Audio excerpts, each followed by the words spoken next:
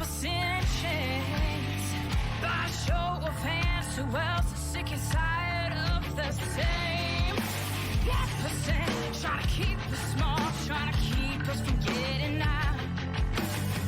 Minimizing the struggles they've caused, saying we're not working hard enough.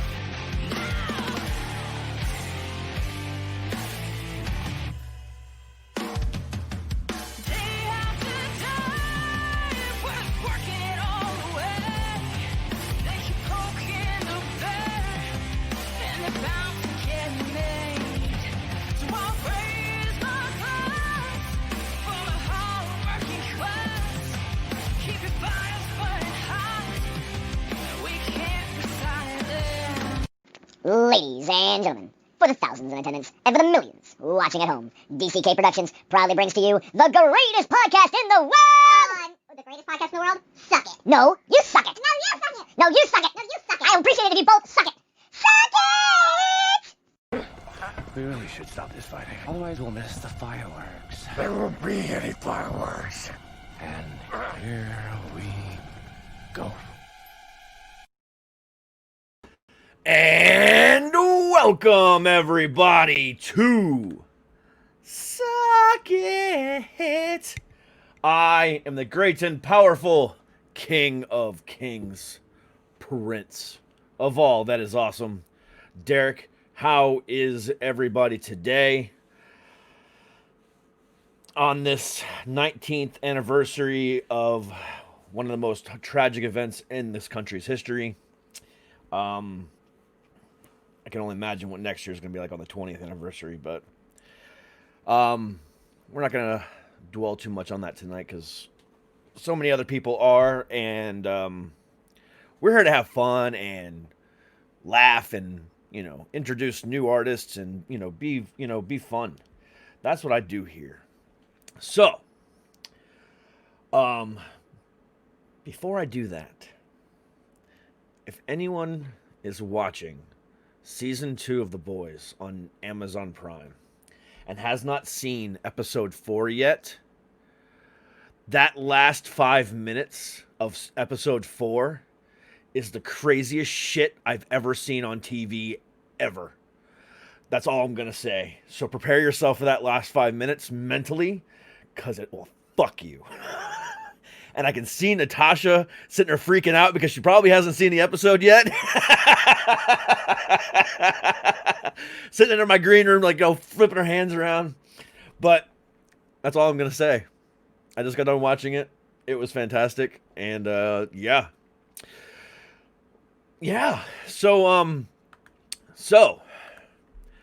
I hope everyone's having a great, Friday night. And we're going to take it even further, because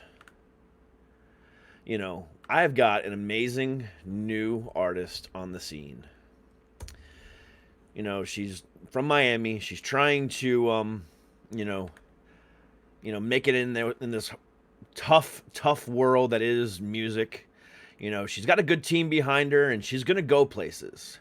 And tonight is her first first official real interview, with an awesome guy like me. So I'm glad that I get to profile such a beautiful and talented young artist on this channel, again, for the second night in a row.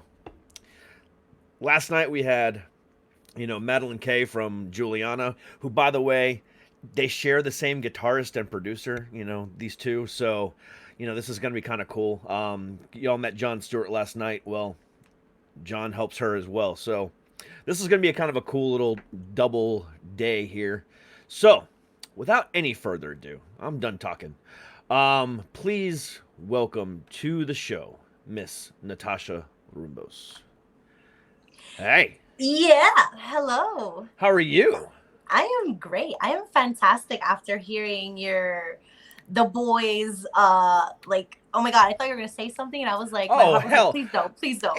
It has been, not even 20 hours it's been available. Why would I'm not that much of a dick to where I'm going to ruin the episode on the first day it's released.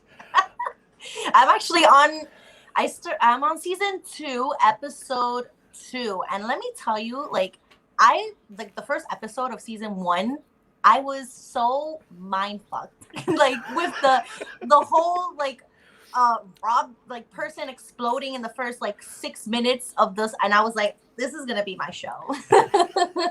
This is gonna be my show. Yeah. Yeah. Episode 4 was just released today, and holy crap. Whoo. Whoo. I literally got done watching it 30 minutes ago. Like, just as I was coming downstairs and doing everything, I was when I finished the episode. I mean, it's spectacular. Spectacular. I feel like every episode somebody either like gets their hand caught off or they like explode into pieces. Like I don't even know what to expect from this like series anymore. I love it. I've read the comic book, so it gets worse. That's all I'm gonna say. Oh. Well, I'm so glad Amazon Prime is making these series, like Netflix, like all of these companies are just like really killing it with series and movies. Yeah, they really are. They're taking advantage of this whole pandemic, like to the max. Exactly. The only thing I'm not liking about what Amazon's doing this time, because last time they released it all at once, this time they're releasing it weekly. So it's like, last week they released 3 episodes, and then today they only released 1, and then 1 and 1. It's going to be like, you know, that binging stuff, you know, we've gotten hooked on over the last, 6 months of just being I want to watch this. And now I can't do that. So I'm a little upset. That's what I did with Game of Thrones. I binge watched it during this time, and wow, like what 8 seasons in like 3 weeks was just I did that last year after I broke my neck, and I was just sitting at home just doing nothing. I was like, you know what? I'm gonna watch Game of Thrones because I knew the final season was coming up, and I was like, you know what? I'm just gonna binge watch it, and I watched it, and I got really excited for the final season, and I was let down. Yeah, no, me too. I was so let down. So I'm glad I only invested like 3 months of my life for this show, including the binge, and then so it wasn't that much of a letdown for me as it was everybody else in the world who watched every season as it came out.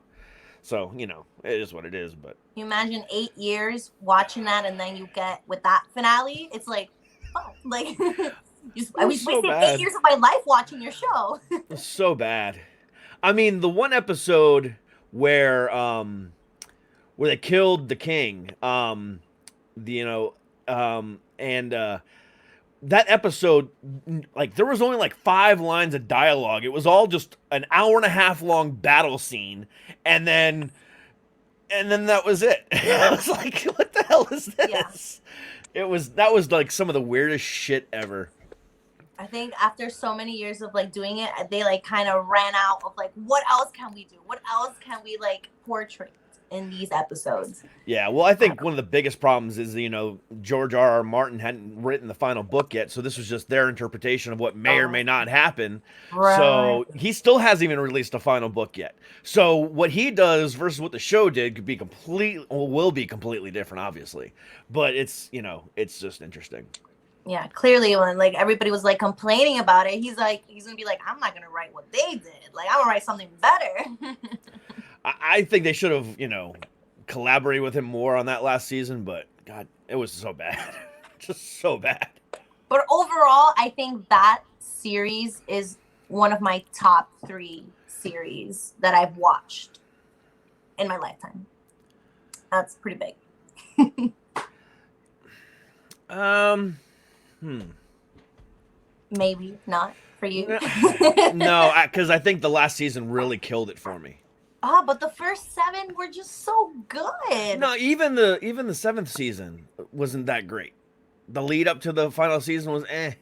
I mean, season 6 was the last good season in my opinion. So I mean, it kind of went off the hills. Who was your favorite character? It's hard. That is a hard one. Maybe Tyrion. Oh, yes. He is one of my... I love Tyrion. Like, at the beginning, I disliked him. But then I grew some love for him. Well, I mean, he had a redemption story. It was all part of the, So, I mean, he's just... Plus, he's just a great actor. What's his name?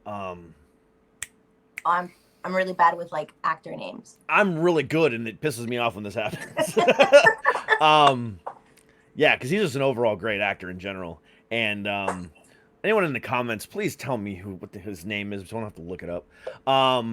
But yeah, he's just great, and he was like great in Avengers Endgame last year and everything like that. He's just a great actor. Great actor. Oh, he was in Avengers Endgame. Now that you mention it, wow. I remember I'm the nerd. Yeah. I'm like, I feel like you would know that. I'm the nerdy metalhead podcast comedian, professional wrestler, host guy thing. I don't know what I am anymore. You do it all. You do it all. I do, and I think I'm good at it. I don't know. Maybe, who knows? We've just been rambling for the last 12 minutes. So let's talk about you. All right. Well, so who the hell are you? I know who you are, but the people at home don't. So tell us about yourself. So for everyone who's watching, thank you for tuning in. My name is Nathasha Peter Dinklage. Rumbos. Peter Dinklage. Thank you, Alejandro. Hey. Thank you. Go ahead. Thank you. So I'm Nathasha Rumbos from Miami. I just launched my music career literally end of March. So right when all this craziness was happening, I decided it was a good time to just put a pedal to the metal and start my career. I started, so like my passion for music started very early, like around middle school. You're gonna have some fun with this story. So in middle school, I knew I liked music, and I was like, like I would want to try to learn an instrument. Like I always had a thing for the saxophone because I just felt like that instrument is such a sexy instrument. Like the sound it makes, it's just like it's very like nice, and I just wanted to learn the saxophone. I thought I would look pretty cool playing a saxophone. So I joined my middle school band, and I got stuck with the French horn. Do you know what a French horn is? Yes. Okay, so I had no idea what a French horn was. I was like, yeah, sure, a French horn, something similar to a trumpet. Yeah. So no, it definitely was not. I learned that the hard way. So, I come in my little short self, get my little French horn, and I was like, I applaud people who can play French horn, but playing a brass instrument is just hard. Like, you have to blow a certain way to get a certain sound. And at that point when I was like in the band, I was miserable playing the French horn, and we had a vocalist who would sing all of classical music, because that's usually we do in chorus. Like in band you do like classical music. And one day I had like an epiphany, and I was looking at the girl, and like I just loved the way that she just worked the crowd. Like everybody was reacting to what she was saying, how she was singing it, and I was like, hey, like I've been told that I sing pretty good, and let me just try it. Like, why not? I know I want to do something musically, if it's either playing an instrument or singing or just anything, performing, and I gave that a shot. I ended up, when I moved to high school, I ended up joining the vocal magnet program of the chorus. And that's where my passion of music started. Like, I just enjoyed, that was the only class I really enjoyed going to, was my singing class. Like, I would always, like, that 1 hour, I wanted it to be 8 hours, just school of music. And that's when I just started learning, how to sing, techniques and all that stuff. And then I started, one day I was like, like, maybe I should try writing a song. Like, let's see how that goes. So since I couldn't play any instrument, everything is like kind of in my head, like melodies, harmonies, all that stuff. I would think about it. I knew what instruments I wanted to sound like. So it was all like a little concert in my head. And, oh my God, I just like totally went blank. Does that happen to you? Like you just go blank? All the time. And okay, so back. So I go and I'm writing my first song that I ever wrote. I remember one day my grandma got me really upset, and I wrote a song about how angry I was at my grandma, but it was actually a pretty good song. I actually still have the lyrics to the song that I like wrote for the first time ever. And then that's when I kind of just started like really messing around with like lyrics and what type of different songs I wanted to do. And that's how I started, growing just in artistically, like songwriting. Songwriting is very difficult, like there's a lot of different things you have to do when it comes to songwriting. Like, do these words rhyme? Like, can these words, like, end of words rhyme? Like, does it make sense? Is it too long? Is it too short? So it's like I got a lot of practice, and I really enjoyed like the way that I started writing, and that's when I just started growing the love for it. I joined, still in chorus. Did my first, I'll never forget my first show that I did in high school, and I remember that I had the worst stomach ache because I was so nervous and my nerves would hit my stomach.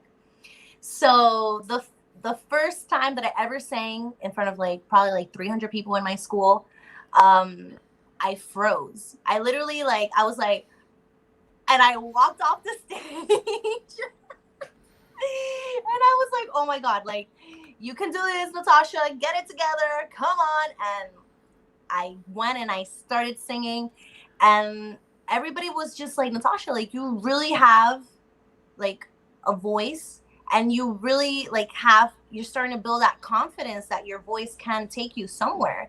And I started believing in myself, that I'm like, hey, like, this is not a hobby, like, this is something that I really want to just mold and build and get it rocking. The reason why, and then you're probably wondering, like, okay, so like, if you've been doing it for so long, why did you just release a song a couple months ago, like your own original song? Mm-hmm. And to answer that question, I had a little downfall when I graduated from high school. I got accepted into UM's Frost School of Music, which is a very hard school to get into. Like, the music program is like really hard to get into. Like, if you get in it, like, you must really know your shit. Yeah. So I got accepted into it. UM is a super expensive school. I didn't get the financial aid that I needed to enter, so I couldn't go. And I was like very disappointed, because I was like a hurricane, like die hard, like UM. I was like, this is where I want to go. This is where I want to study music. And I couldn't go. So I ended up going to FIU.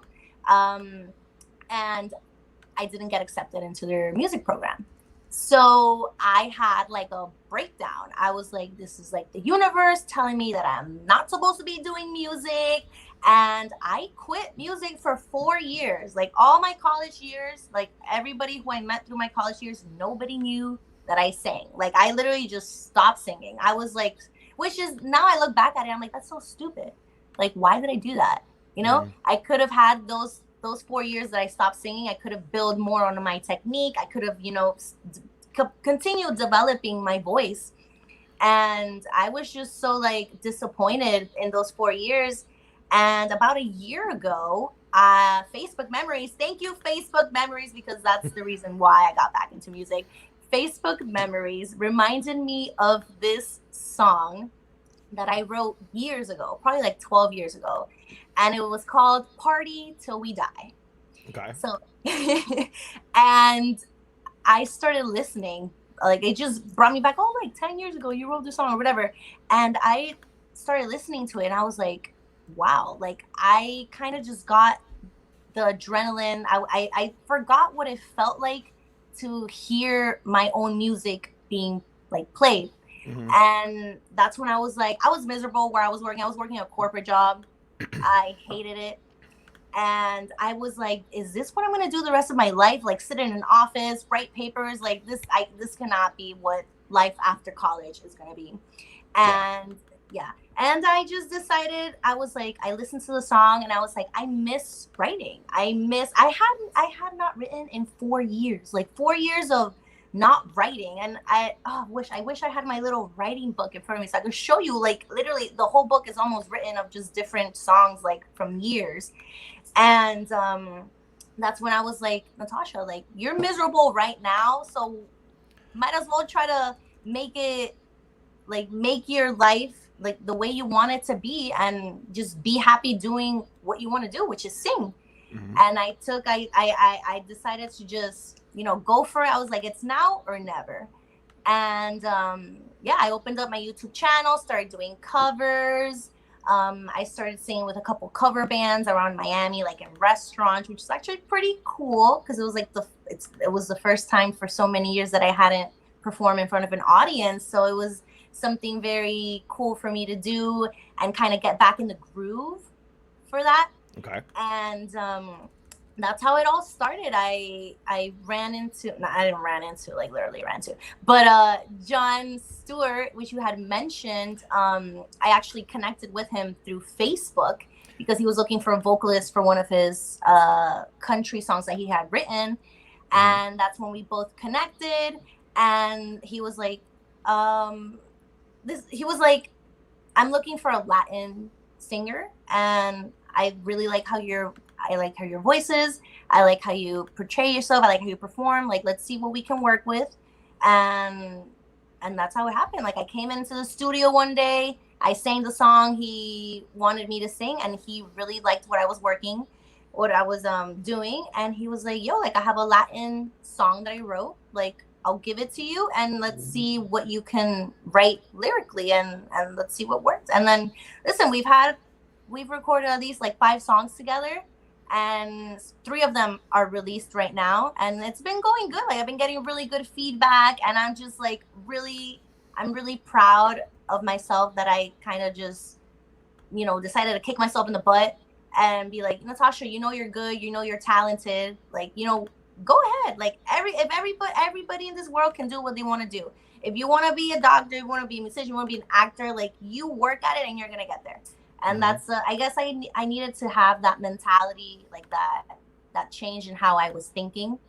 And I'm pretty happy with what I've done. I'm such a happier person. I used to be miserable, you understand? Like, I used to get home and I would just like be so sad about like what I would do during my day. Like, now during my day, all I do is like sing, like write songs, like covers, and I'm like the happiest person. Like, I might not be rich, but I am so rich in happiness that I'm like just pretty happy about what I'm doing right now, and I'm Isn't excited. that all that matters? I mean, that's all that matters. I mean, Exactly. And the thing about it is, like, you said it yourself. I mean, you let the fact that the college stuff, just kind of ruin, your whole mentality about things. And I mean, why is my question? Why did you let something like that deter you?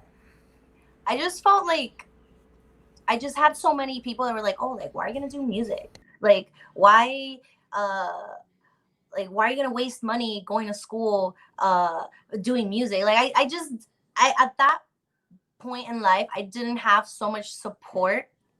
Like, the only person that was supporting me was my mom. Like, she's my number one fan, like number one everything. She was always like, listen, like, do what you want to do. Like, if it's not like accounting or whatever, if it's music, like, I will support you in any way. Like, it's okay if you're not making money, like, don't worry, like, I will help you. And I guess I needed more of that back in the day.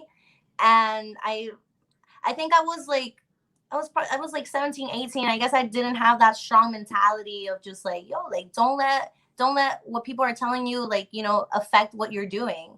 So it sucks that I did just like let it go. But Yeah. I guess things happen for a reason. I mean, probably there's like a few things that maybe like during those 4 years, I could have done other things, or maybe I would have never met, John or anybody else that has helped me now. So I guess, everything happens for a reason. And I'm really like, I'm only 25, so I would say I'm still young. I'm still pretty young to start music, and I just think it's a good time right now for me to just start. I mean, 100%. This time in this country, or in the world, I should say, is a good time for a reset. And taking something that you're passionate about and no time like the present, especially now. I mean, the only way we can get music is by watching it online or listening to it through our Amazon or Spotify or Apple Music accounts or whatever. And, if you're going to do it, now is the time to do it. So, I commend you on that. I mean, it's also a toughest time to probably do it too, because everyone else is doing it too. But at the same time, when you've got the backer of somebody like John, who, is a movie legend as far as stunts go, everything from Ferris Bueller's Day Off to Power Rangers to his own freaking movie about his life, and then the PR team and stuff like that, you've got the right people behind you. So we're going to go more into all of that here in a second. But first, I'm going to go ahead and embarrass you. Oh. And we're going to go ahead and play a song. Which one are you going to play? I don't know yet. Which one do you think I should play? Ooh, I personally love Échate Pa' Allá, which is the one that I took out like 2 months ago. That's one of my favorites. And Okay. Gózala. So I'll let you choose. Well, we're gonna play all three of the videos that you have. Oh. We're gonna play all three songs throughout this interview, because this whole thing is, I'm gonna profile you. I'm your megaphone, because when this goes on my podcast tonight and tomorrow, over the next 2 weeks, it's gonna be heard by 25,000 people. Well. So, yeah, because I get 500,000 downloads a month. So you're starting off right. So I'm gonna profile the shit out of you, and we're gonna embarrass you a little bit, and we're gonna play, however you say this name. How do you say it again? Which one? The Paya one. Échate Pa' Allá. Fantastic. Move over. That's what it means. Okay. It's sad. Before I moved to Virginia, I lived in Florida. I lived in the Orlando area for damn near 30 years. Oh, wow. And I saw the Hispanic community growing and growing and growing and growing.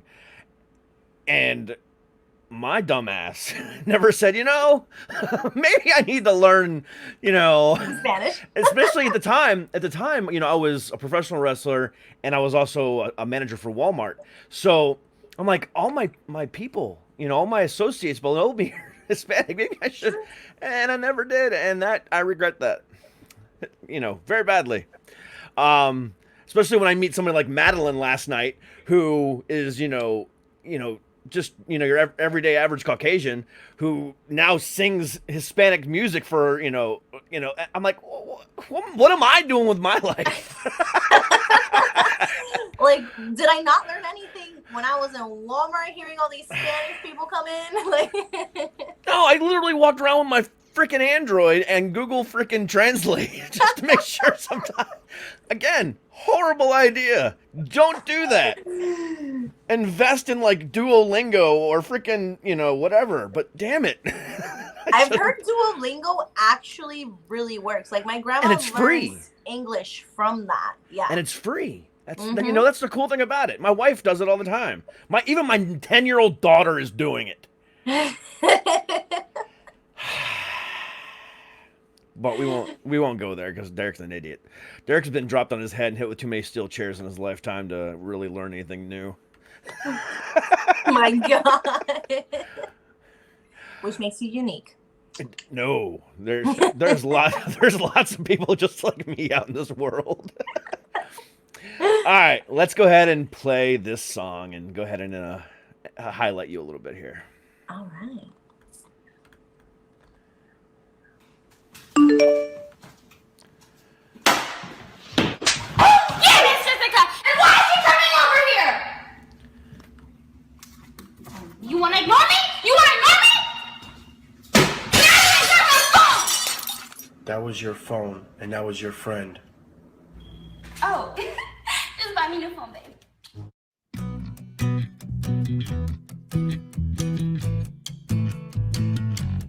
Here we go. Yeah,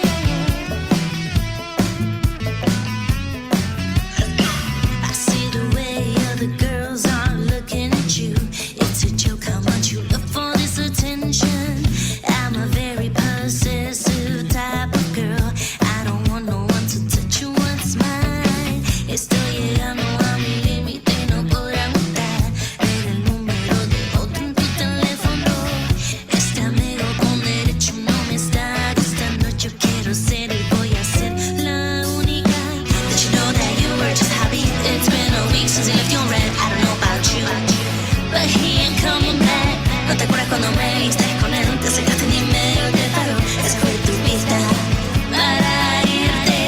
échate para allá.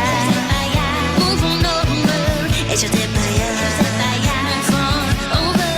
Is it hard to get it into your head that he's just so not into you? I'm sorry, but you gotta let it go. No te toca a ti estar con él. Tranquila que no es el fin del mundo. I bet you didn't know that your name is not on his phone.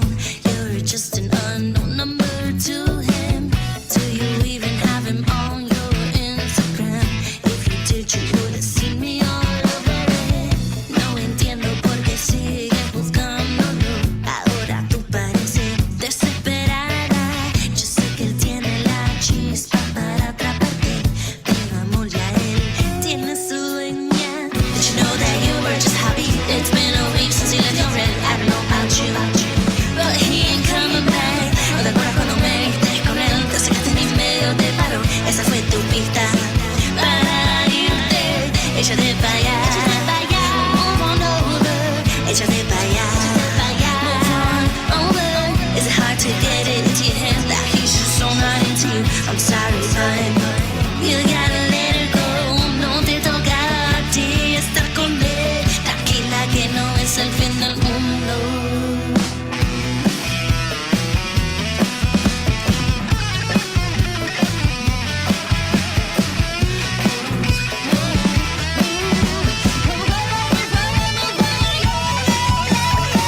Did you know that you were just happy? It's been weeks since he left you on red. I don't know about you, but he ain't coming back. ¿No te acuerdas cuando me viste con él? Te sacaste ni medio de paro. Esa fue tu pista para irte.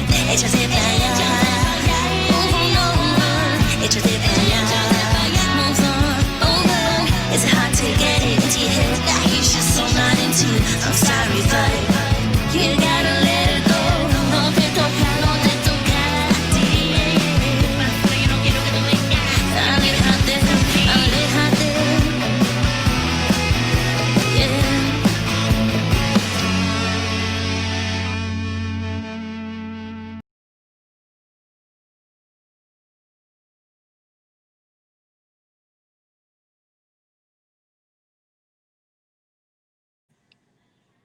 Oh, there we go.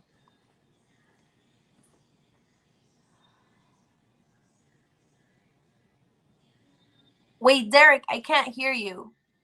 Oh, that was me. I muted myself. My bad. Oh, I there you double go. muted myself. That was weird.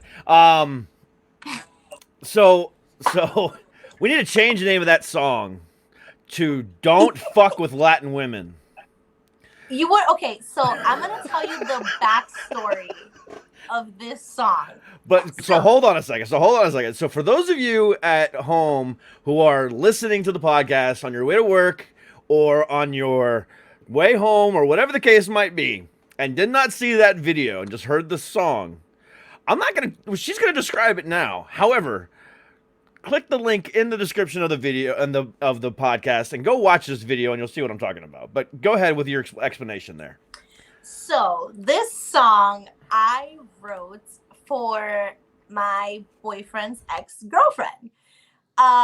She was like a little too extra. Like she was just like really like contacting him often, and I was just like she was the inspiration of that song that I wrote. Like that's why it's called Échate pa' allá, like move over, because like she kept on texting him and stuff like that, and I'm like, dude, like your name is not even on his number on his phone anymore, like back the fuck up.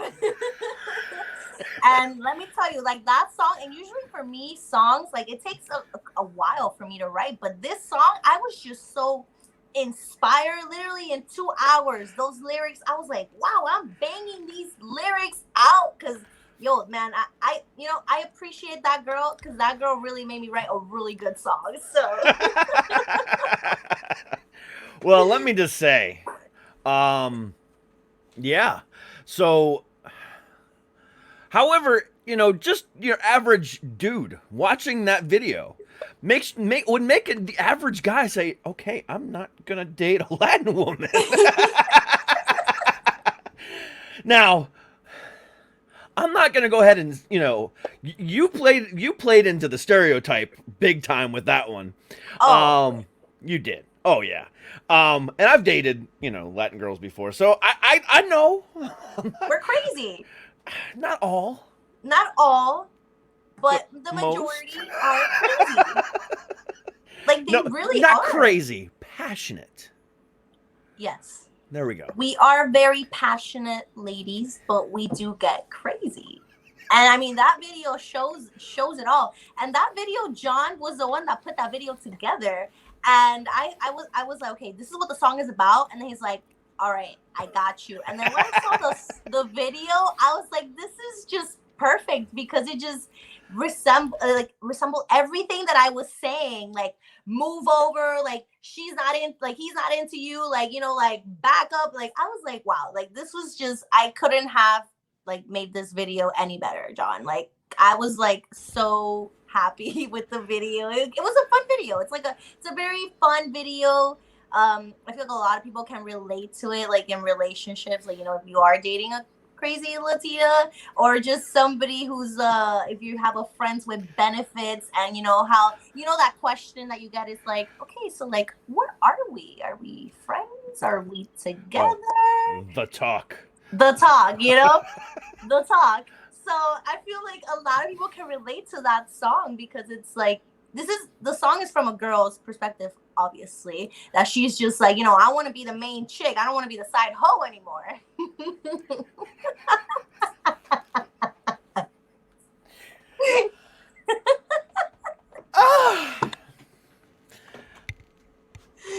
Drops the mic. I can't. It's connected to a boom.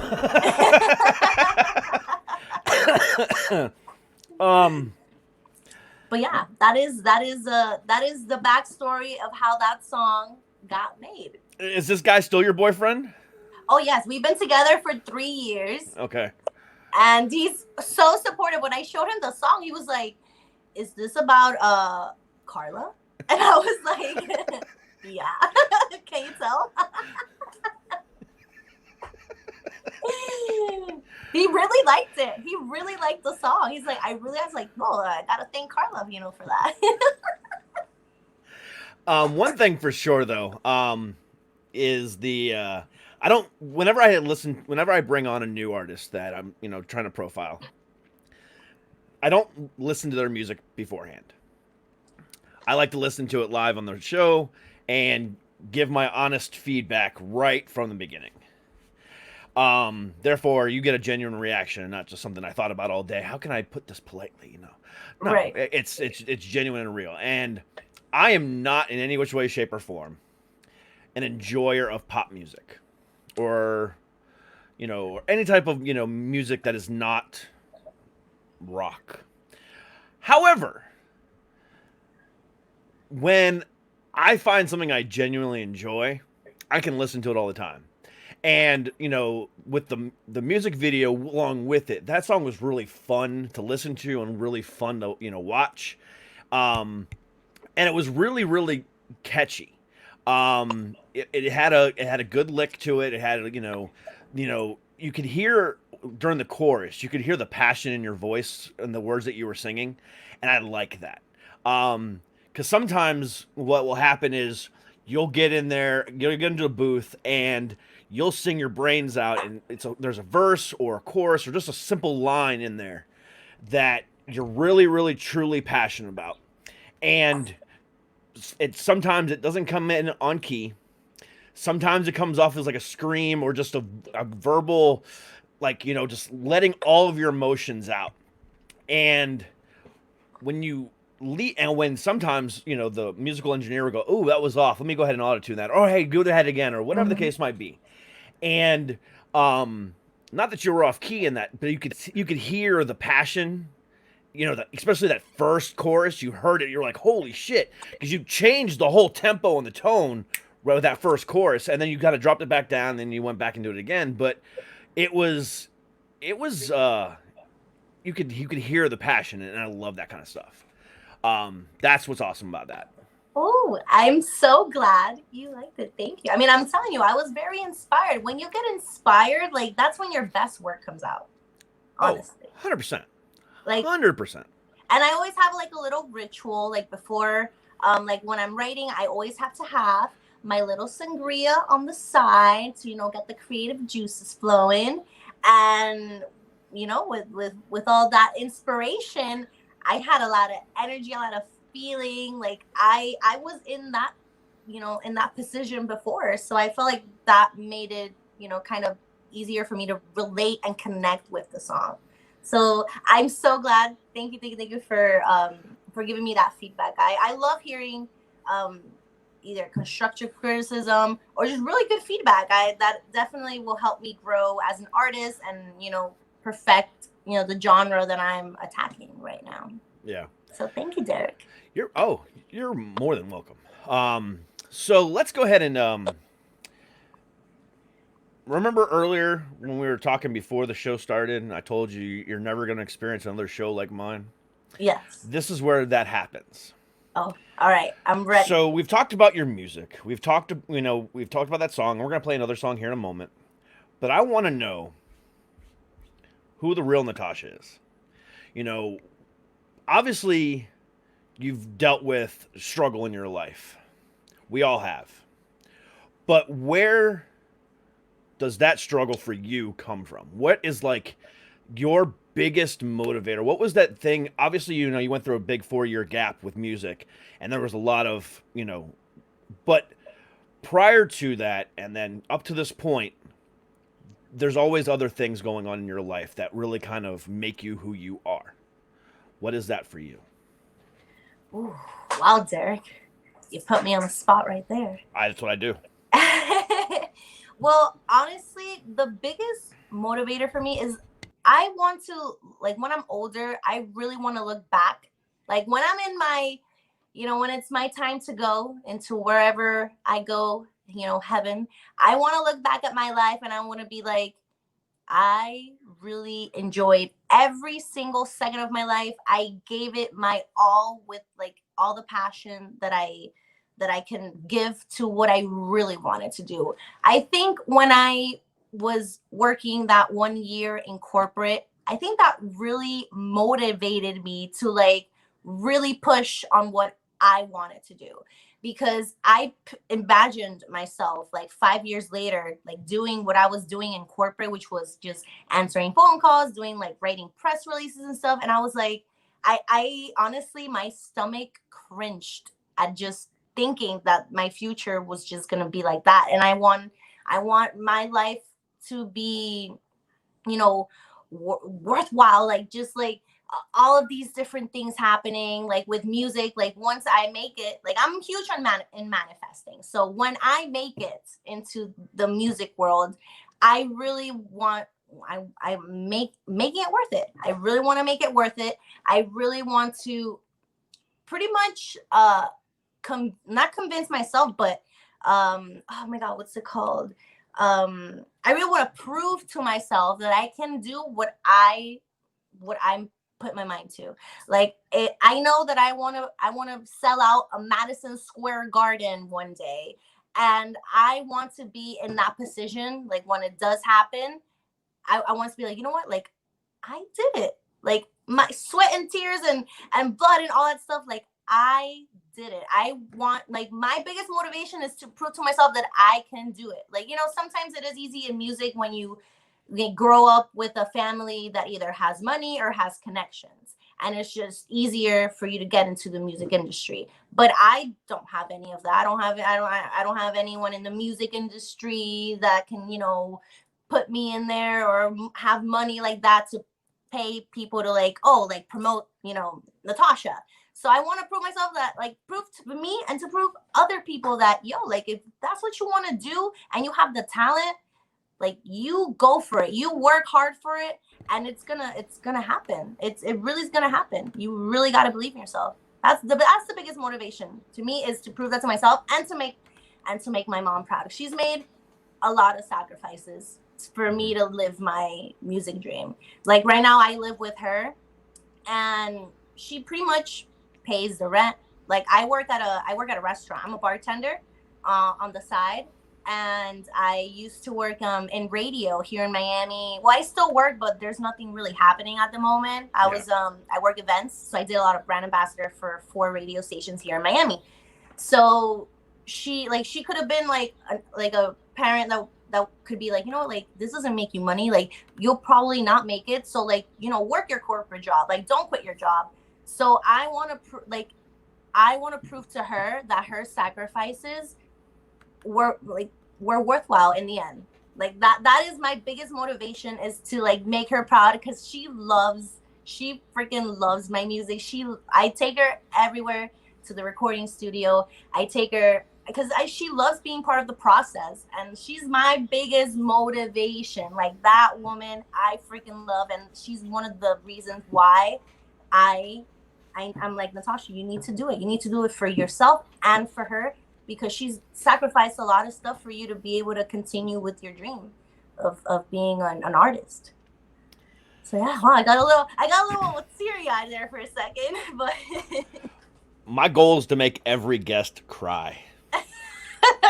Yo, I'm a Pisces, so I can cry for literally anything. I'm a very emotional person, and you know, my mom is a single mom, so you know, for a single mom to sacrifice a lot for their child to really live their dream is like, come on, like I really have to make it for her, and for me. So I know she's on literally in the living room watching it through her phone. So I just want to tell you, Mom, I love you. You're a rock star, and thank you for giving birth to a rock star in the making.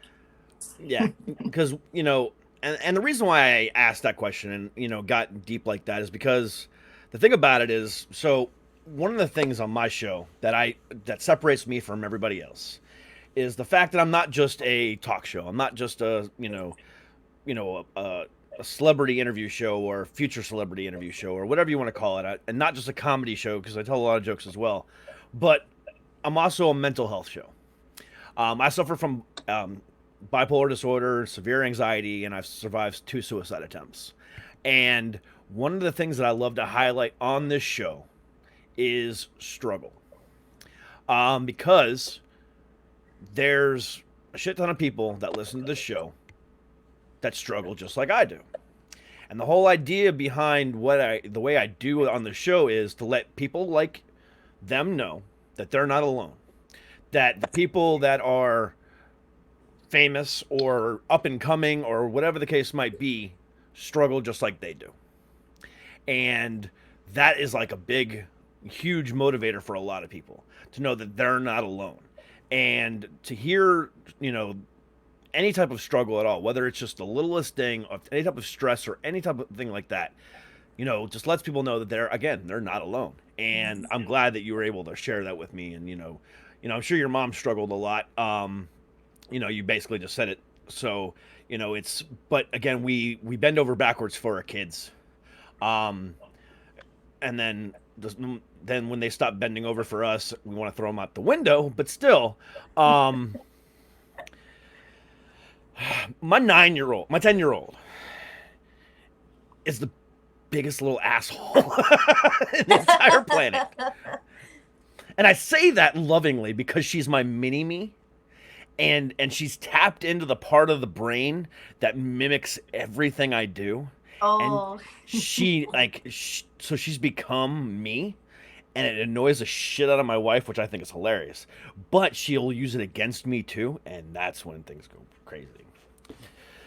But that's why I want to kind of toss her out the window every once in a while. But with love. With love. And then I have an 18-year-old that, you know, that doesn't live with me anymore, but yeah, she's there too.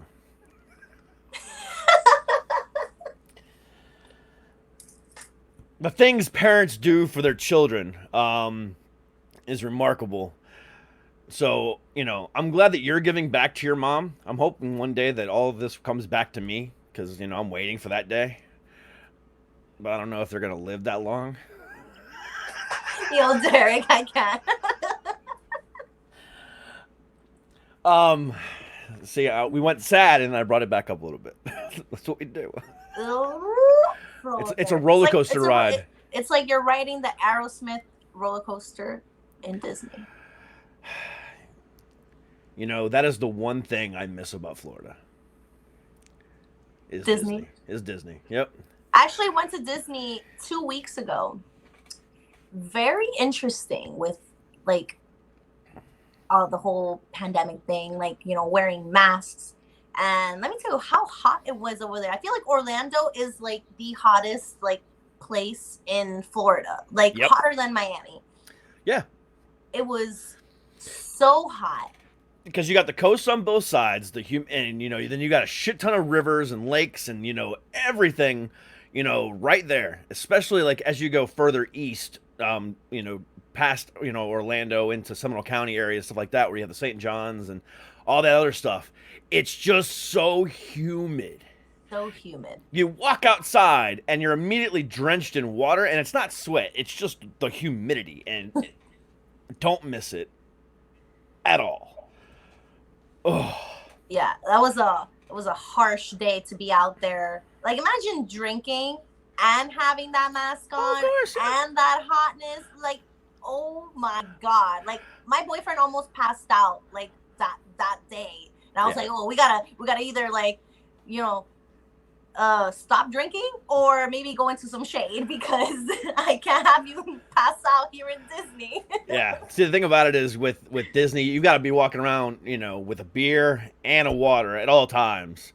Otherwise, it's you're done. I mean, Yeah. even if you're sitting down inside of a air conditioning building, it's still hot as balls in that. I can't do it.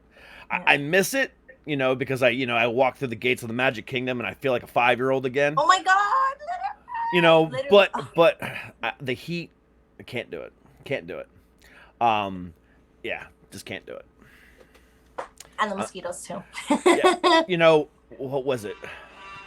Tuesday. Oh shit! I forgot to turn off my phone. Tuesday, Monday, whatever day it was. I get up and I drive to the store, and the leaves are already starting to change color here. We haven't broken 80 all week. And it's like, yes, fall is here. Oh. Still in the high 70s, but still, you know, so it's a little warm. So it's like, okay, not cold enough to open up the windows yet, but we're a couple weeks away from that, and I cannot wait. The leaves are already starting to turn and fall, but I have yet to experience watching like leaves turn. That here you don't see it, but I've been wanting to go to like places like where you live to see that happening like right on the spot, because the pictures that I've seen are so beautiful of seeing all the trees turn, like, you know, their autumn colors. So you're so lucky that you get to have that. It is some of the most beautiful stuff ever. Yeah, it really truly is. I love it. I look forward to this time of year every year, and I look forward to our first snowstorm every year. I don't know about snow. I'm originally from Ohio. We moved to Florida when I was 8, but I was originally from, you know, right outside of Cleveland, right on Lake Erie. And if you've ever paid attention to weather patterns at all, there's something that happens in the Great Lakes area called lake effect snow. So anything that comes from Canada over those Great Lakes gets worse because of the water. And then as soon as it gets away from the water, it just dumps pounds and pounds of snow every minute. It's ridiculous. Oh my god. And that's what I was used to growing up.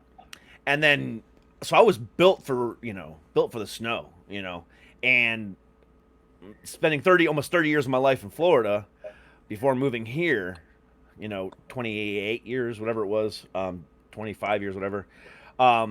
There, I hated every minute of it. And the first winter we were here, I was just like,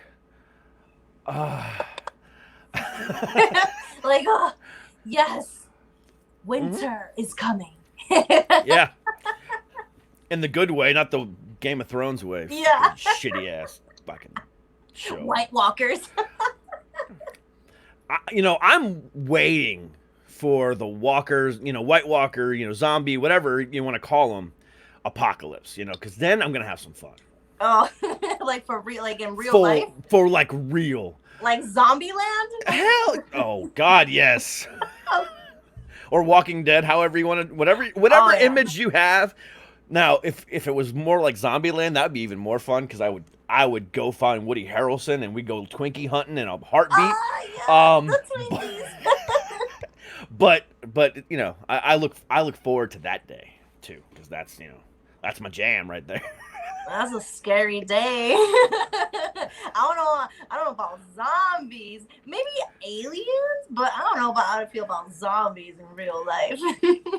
The aliens are already here. Look at our government. True. True. We won't go into conspiracy theories. Yeah. Because Derek will make shit up just to make himself smart. All right, let's play another song. Ooh, let's play Gozala. I also have a fun backstory on that one. Not as fun as Échate Pa' Allá, but it was inspired in Colombia. Okay. Well, we're gonna go ahead and play it, and then I want to hear your backstory. All right. All right.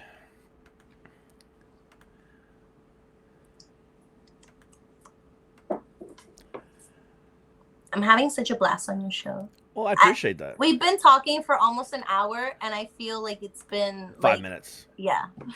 That's how it usually goes, which I love. Here we go. Hey, this party's looking a little stiff, Cole. So what are you saying? I need to amp it up? You could try, but this crowd doesn't dance before midnight. Okay.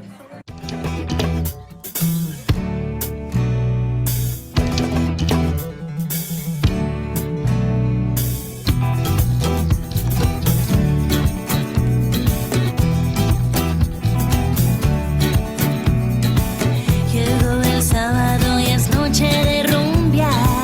Y agarremos al crew que el piso va a temblar. No hay tiempo para preguntar quién va a ir, poco importa, es que yo voy contigo sin ti. Anótate para una noche de pura calentura. Trae tus chicos para mis chicas, no te me olvides del Malibu. Disfruta la vida sin compromiso, arriba la gozadera.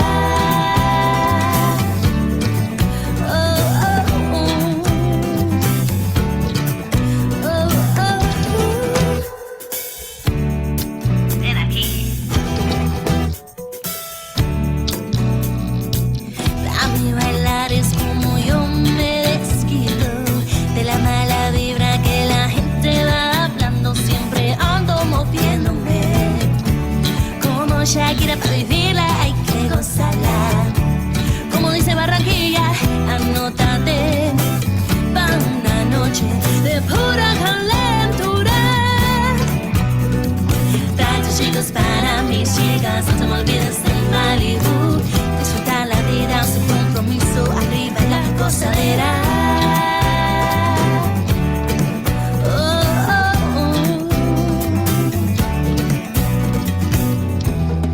Deja que te guíe a la felicidad. Con mi ritmo de bailar, yo sé que andas curioso.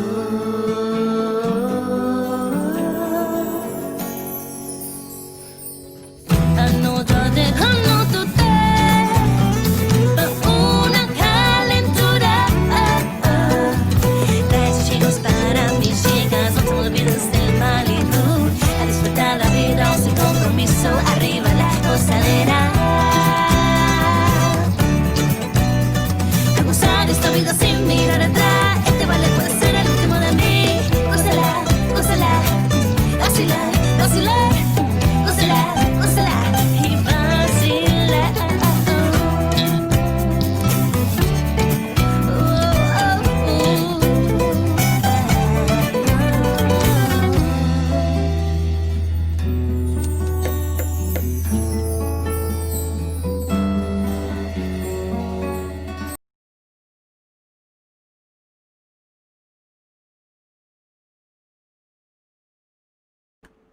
I was like, are you muted?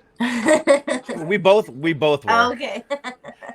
because of this platform, whenever I play share a screen, it doesn't automatically mute us, so you can still hear us talking if you sneezed or whatever else. Oh. That was a good one too. So, first thing I noticed was the fact that the last song we played versus what this song it was. You sung that last song in a little bit of English and in Spanish. Mhm. This one was all Spanish. So, what is where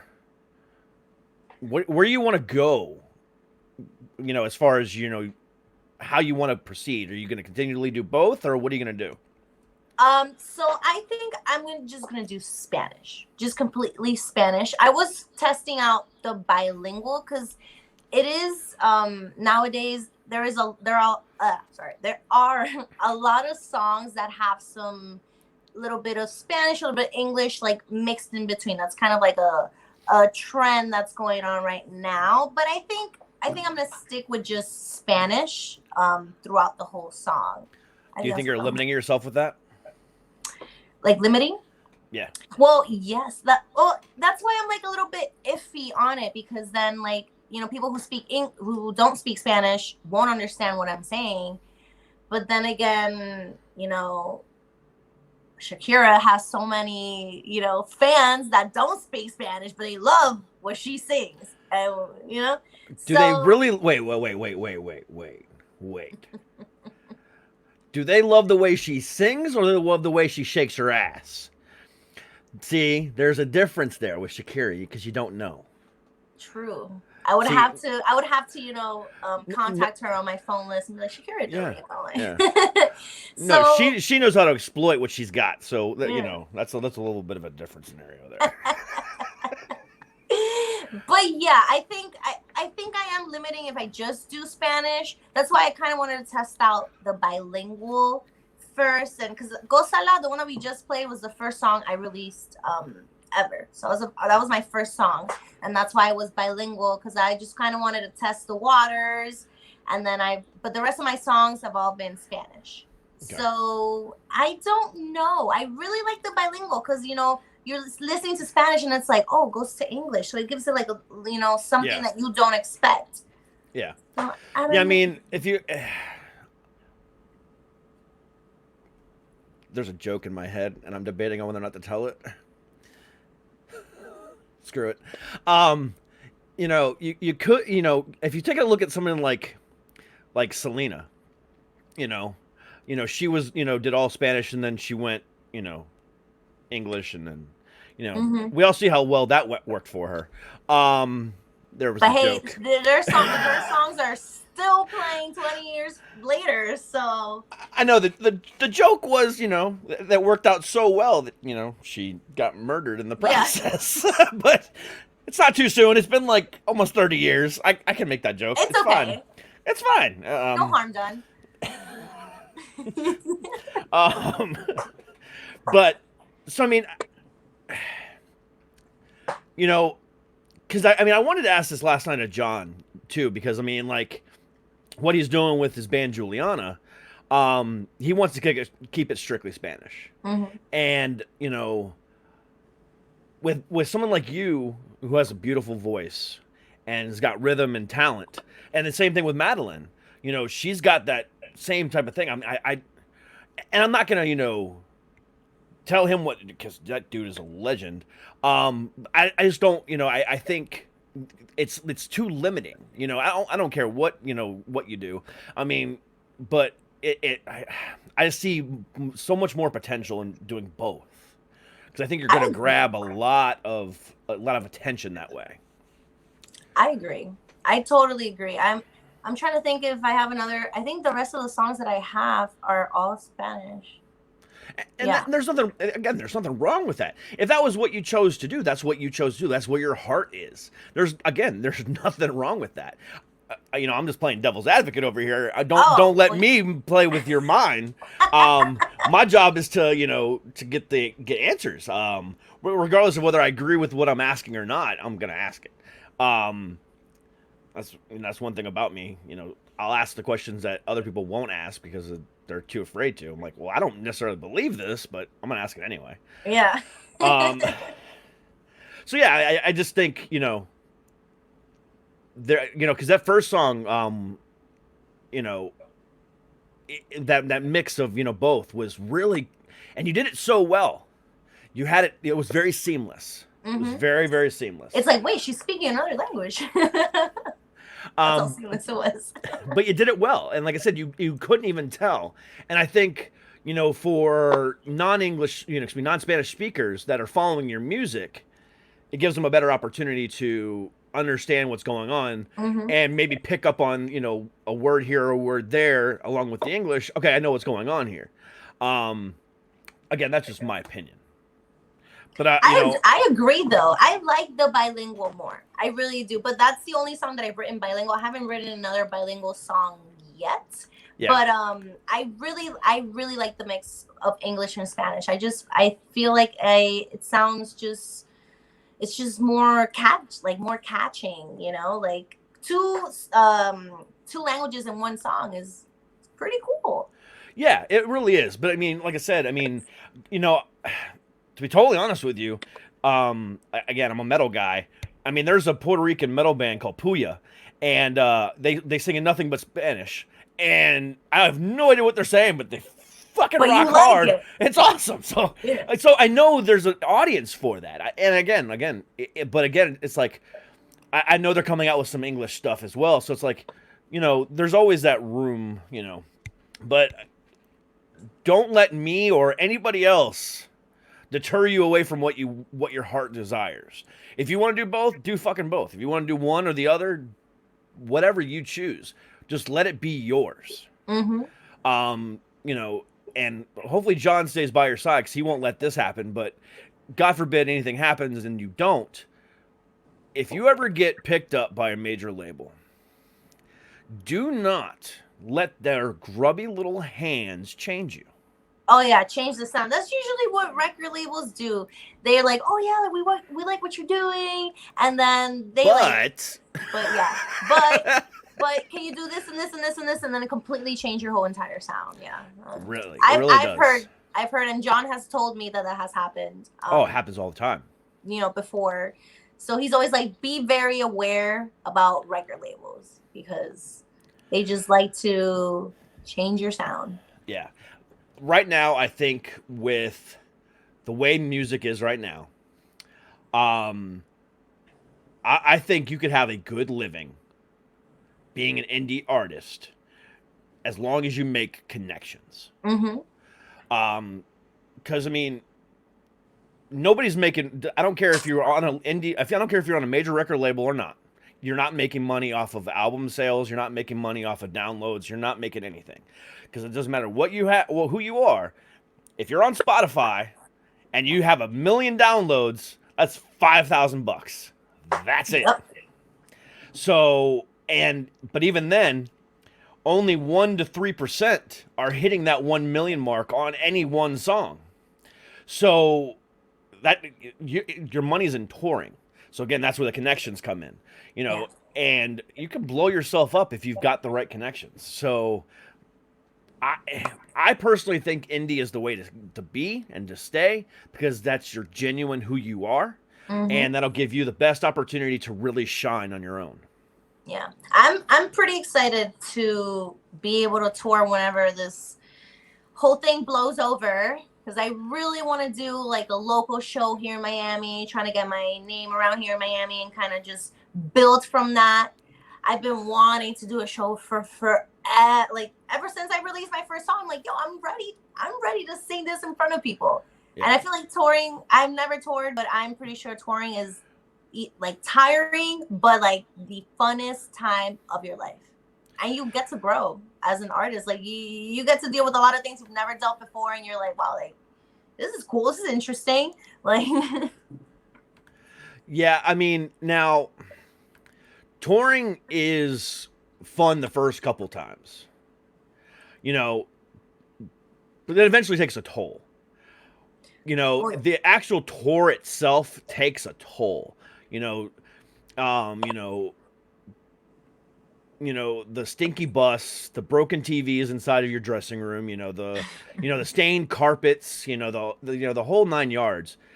it takes a toll. Living out of a hotel room, living out of a, suitcase takes its toll. What is the key though? And I can tell you this from experience. Is that first moment you walk out on stage. The whole Yeah. And the first time you go out there, they're probably not going to know who the hell you are. yeah. Which is fine because Which is okay. Exactly, which is 100% okay, because then the second part of what you're doing. So once you make a name for yourself, that first moment you walk out on stage, it makes it all worth it. But if you're unknown and they have no idea who you are and they kind of give you a, oh yeah, okay, cool, just that guilty clap. Or that sympathy clap, oh, we don't know who she is, but let's go ahead and give her, Yeah. That reaction after you end your first song, if you get the reaction that you intended for that song, whether it's a tear, whether it's a smile, whether it's a dance, whatever the case might be, if you get that reaction from one person at the end of your first song, anywhere you go, and they don't know who you are, then it makes it all worth it. When I was a musician and I was touring, or whether I was a wrestler and I was performing, or even when I do stand up now, the reaction from the crowd is everything. And when you can manipulate that crowd, because that's exactly what it is, it's a manipulation, to give you the exact same reaction that you want in every single town, you know that you're connecting with that crowd. You know that you have them exactly where you want them, and they're going to give them exactly what they want. So that is like the biggest thing to learn right there, is that crowd connection. And it's the toughest thing to learn too. And I'm just telling you straight up, that is the toughest thing to do, because there's a difference between being an entertainer and being an artist. Artists go into the soundproof booth, sing a song, play a guitar, whatever the case might be, and then just go out on the stage and play and hope that they like it. But there's an entertainer. The entertainer meticulously writes everything, does everything, listens to every freaking beat right there along with the sound engineer. Oh, I don't like that. Oh, no. We're going to do it this way. No, we're going to, and then argues and then goes up on stage, and you can feel the electricity coming off that person's body. And when you do that, that's when you're an entertainer. And those are the people that are successful. I agree. If you don't if like the last concert I went to was J Balvin. I'm not sure if you know who J Balvin is. No. Well, he's like a huge reggaeton artist. Like he's like popping, like he's like freaking huge. So I saw him in Colombia in February, and the crowd, like the energy of the crowd when this guy was on stage, like even I got goosebumps just imagining myself in his position, like just like everybody was just screaming his name, and it was like, wow, like this is I can't even imagine the adrenaline that this guy is having at this point of the show. Out. Like it's just like I literally would like I was like closing my eyes. I was like, yo, like I imagined just hearing what I was hearing and just imagining myself, and I'm like, this is like the best feeling that a singer, an entertainer, anyone could just like be at the moment. It is. So yes, I definitely agree with you that I mean, when I was in cover bands and I used to sing at restaurants, we did have we always had a little crowd, and we always vibed off what the crowd was vibing. And when it was like really good vibes, like you could feel it in the whole band, like that everybody was just like connecting and everybody was dancing, and it's like, all right, like you're with it. Like you are making these people want to dance and have a good time. And that's all about it. Like I always think about whenever I do start touring, like I want my songs, like I want my concert to be a party. Like I want people to be dancing all the time, having a good time, like having a drink, like, woo, that's how I want my concerts to be. Like for a time for people to go and in those 2-3 hours, like forget like the struggle or anything that you're dealing with in your life. Just, enjoy yourself. Yeah. And that's what I want to do with my music, is just create fun music, from either experiences that I've dealt with, or just things that I've seen from my friends, or just, life in general, and try to make it fun. Try to, I want to be like, you've probably noticed like the two songs that we played are very dancey, and I really want my songs to always be dancey. I mean, there is going to be a ballad, like you always got to have like a in between song to like cool down the crowd, like give them a breather. But the majority of my songs, I definitely want it to be like always like, like a good time. Like you could play some beer pong with it. You could throw a house party at Getty, and just really all about good vibes in this place. Yeah. I mean, the last show that I saw, God, it's been a year now. Damn. I cannot believe it's been a year since I've been to a concert. Was Slipknot. And it's, they're one of the biggest bands in the world, period. Of all genres, and there's just an electricity, you just can't get it anywhere else than being up on stage or even been in a crowd. You just feel it, and if you're not feeling it, then there's something wrong with you. Yeah. But, because music is just so uniting. It really is. Like you don't have to understand what the person is saying, but you just like feel it. You just feel it. Yeah.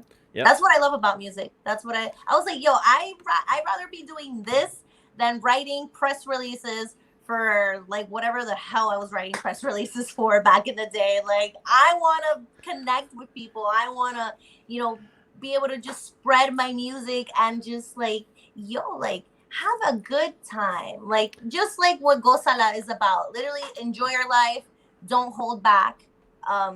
Don't let people tell you what you have to do and what you can do and all that stuff. Like, just be you, do you, and enjoy your life. That's what life is about. You gotta enjoy. Life is too short to be doing what people think you should be doing. You gotta be doing what makes you happy. And I learned that the hard way, but we all do.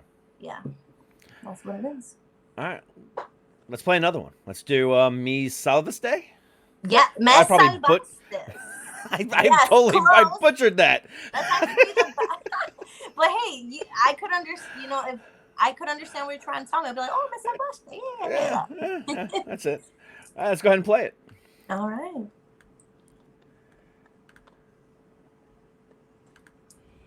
Hey, it's Natasha. We're on our set right now to film the video for Me Salvaste, and we're all in quarantine, so there's very limited places that we can shoot, so we're working with what we got, and I hope you guys like it.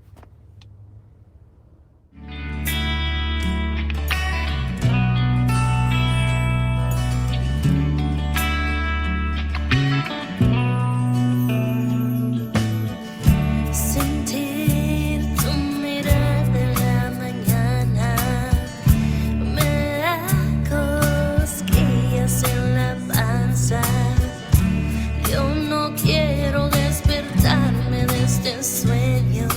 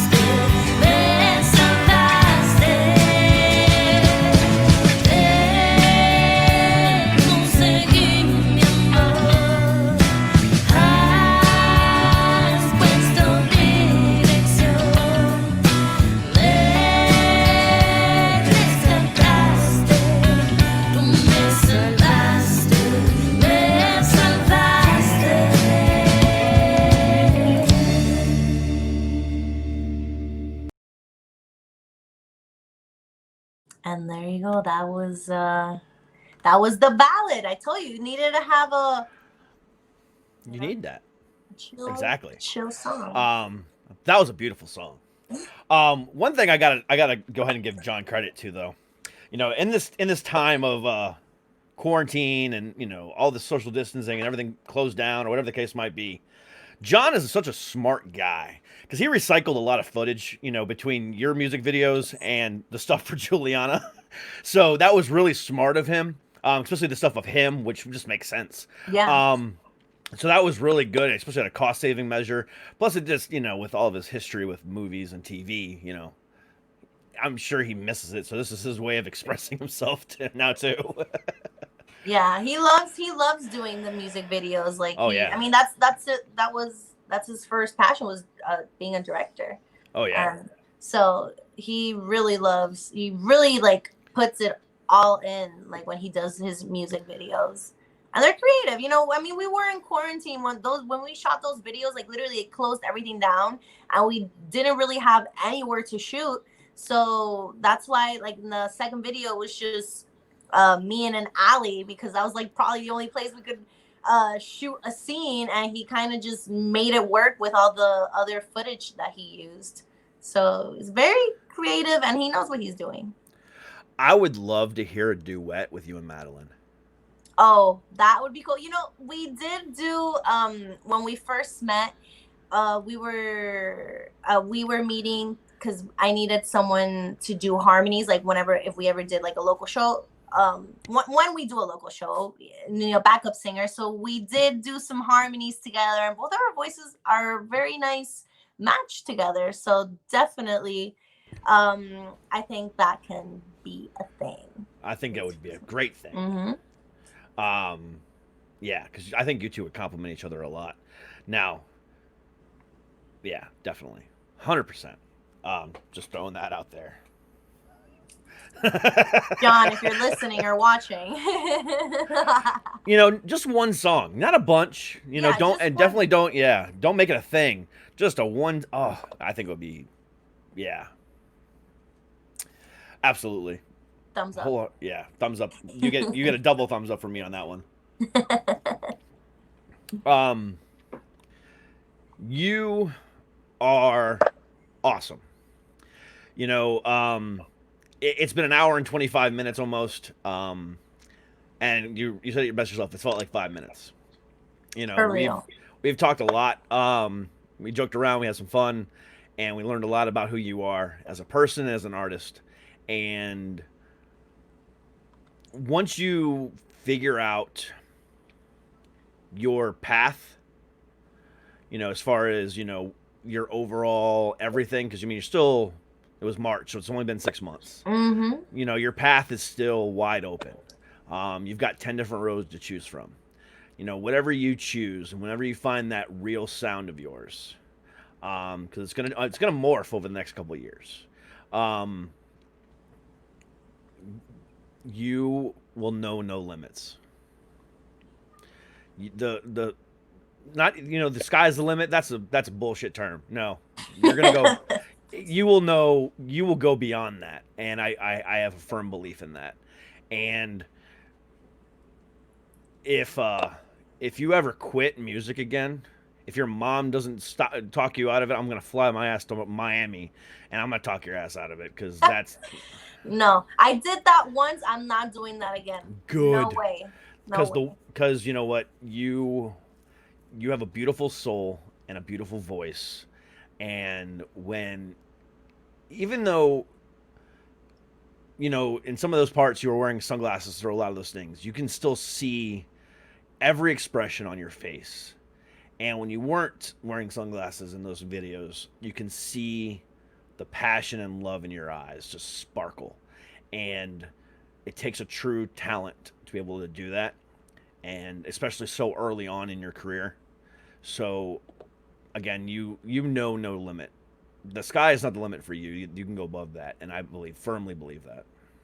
Thank you, Derek. That warms my heart.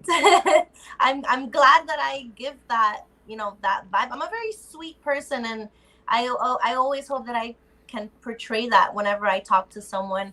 And the fact that you say that I'm very expressive, I've gotten a lot of comments about that I'm very expressive with my face. I don't even know what word that is. With my face. And somebody said the other day I could be good as an actress because I just communicate so many different emotions on my face, and I haven't waved my hands so much in this interview, but I talk with my hands a lot. Yeah. The best musicians or entertainers or whatever you want to say are the ones that have 50 freaking faces when they're playing on stage. Because those are the ones that you just love to watch, especially like a good drummer that makes those those. I love seeing drummers when they're in their in their zone. Yeah, like it's awesome. I wish I learned how to play drums. That is awesome. Like when you're like, ooh, and then those drum solos. I'm like, yo, yes, I love that. That's awesome. Yeah, or guitar faces. Oh yeah. Those are like the best. Yeah, those look great. And when singers pull those off as well, that's even more magical because to be able to hold your mouth, spacing and the way you frame your face determines the sound. And if you're still making tons of different faces while you're doing it, it can throw you off. But the ones that pull it off do it well. So you actually are very expressive with your face. But like I said, there's a twinkle behind it too, and you can just see how excited you are to sing. So never lose that passion. I'm telling you, I left it for 4 years. I'm not doing that again. There's just no way. I already have it like engraved in my head. Like this is what you're going to do for the rest of your life. Like there's no plan B, there's no plan C, plan A, and it's music, and that's what it's gonna be. Yeah, 100%. I'm very confident about that. Yeah, and sometimes that's the best way to be.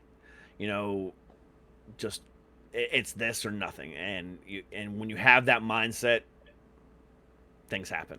Yeah. Too many people in this world have a plan B and a plan C and a backup plan and whatever. No, if you're passionate about something, find any way you can to make it happen. Yeah. That's one big thing, what's one big component that I love to push on this show, is, especially with the mental health factor of things, the only way you could truly be happy is by being yourself. You could have the greatest boyfriend, girlfriend, husband, wife, whatever in the world. You can have the best friends in the world, whatever the case might be, but no amount of people, no amount of love that you receive is going to ever make you happy. Yeah. The only person that can ever truly make you happy is yourself. And if you're living a lie, then you're never going to be truly happy. Regardless of how much love that you have around you, you'll never feel it. And that's so, girl, continue doing your passion. Continue doing what you love. Because that smile just speaks 1,000 words right now. So continue doing you. I will, Derek. I will. I most definitely will. And we'll keep in touch, and because I want to follow you. Well, we have very similar. We follow in the same crowd, so yeah. I won't lose touch of you. So, but you've got a talent, and I want you to really, really expose that talent. Thank you. Thank you. I enjoy listening to, people who truly believe that I can get somewhere, and that just pushes me even more. That kind of like fuels me up. I got a tank that is infinite and it's just filling up, and I really appreciate that you see that with my music and with me as a person. So thank you. I'm so happy that I was able to be on this podcast, my first podcast interview. So this is one for the books. This is gonna be a memory for the rest of my life. I always remember, Derek was my first podcast interview, and it was the best interview ever because it felt like 5 minutes, but it was really an hour and a half.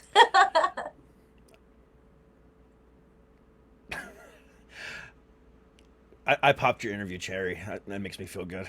I haven't done that since I was 18.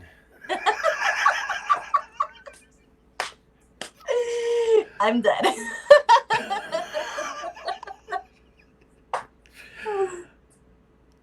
If I'm too sincere and too serious for too long, I start getting the shakes and the jokes just start running in the back of my head. It's like I gotta get them out. It's like, but once I start, it's like drizzle some in there. once I start, I just start vomiting horrible things. Words just spew out, and I gotta stop myself every once in a while. So if you ever watch an interview with me again, or you ever come back on and you see me pause and look down at my keyboard or look away from the camera, it's that moment of should I or shouldn't I? Most of the time I end up I end up doing it. But that whole moment of silence right before I do it really kind of helps the anticipation. I love the anticipation of it all. So. Oh yeah, I'm like, what is he gonna say now? What is he gonna say? You open that door with "You're my first." Oh, there we go. There we go. That's it. Joke. I have to hop on it. Joke. But no, in all reality, like I said, you're an awesome chick, and I definitely want to keep in touch with you, and we're gonna definitely, yeah. Definitely. I have your Instagram handle. We'll change information, and this won't be the last time you guys see Nathasha Rumbos on the Suck It podcast. Better not be. All right, so you guys can follow her at Vocally Tash on Instagram or at natasharumbos.com. However, don't be like me and forget it's the silent H. So it's Nathasha. It's like Nath. So like Nathasha. Yeah, Nathasha. You know, my brother actually named me. My brother was the one who named me. He named me after a vampire that he had a crush on. What vampire was that? Well, this show that he used to watch, like, when he was younger, and the girl's name was Natasha, and he was like, "Mom, I want my sister to be called Natasha," and that's where I come in. So, that's a good story. Yeah. Because my youngest daughter, my 10-year-old, her name is Isabella, and You named her after a vampire too? I did not. And that's where, most people would think. However, my favorite show back in the day, and it's been off the air for about 10 years now, was a show called Scrubs. And one of the lead characters, Donald Faison, his wife and him, are on the show, had a baby named Isabella. And I named her after that character. Oh. And the funny part about it was that's a Dominican and a black guy. Oh.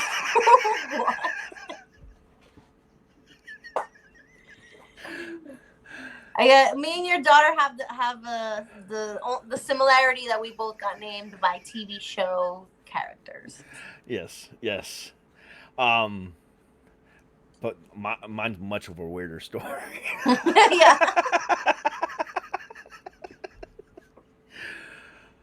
But we won't go there. But you enjoy your weekend, or try to at least. I don't know what you're doing, but don't go get COVID. Yeah, no. There's not much I could do, honestly. Yeah, don't even go to the beach. Well, apparently we have a tropical storm coming this weekend, so it's gonna be just rain all weekend. Oh, great. If y'all are getting it this weekend, I'm getting it sometime next week. Mm-hmm. That's fine. It'll bring a nice cool breeze with it. Yeah. But anyway, again, you're something special, and you need to know that. Thank you, Derek, and thank you for having me on the show. You're welcome. I had a great time. We'll talk again soon. Yes, we will. Alrighty. Bye-bye. Bye. All right. So that was Nathasha Rumbos. Guys, please, if you want to hear more content like that, please make sure you subscribe to the channel. Hit that like button. I do this Monday through Friday, 8 p.m. East, 5 p.m. West. Next week, I got a whole slew of awesome stuff. Please follow me at Suck It Podcast on Instagram and at Suck It_podcast on Twitter to find out what's going on. I'll announce everything tomorrow. But I got another fun day, and then Monday, come back for another round of Suck It Podcast at 8 p.m. or join me at noon for the Mental Health Hour with Kat Daniels. But until Monday, stay healthy, stay happy, and as always, stay fucking heavy. Peace.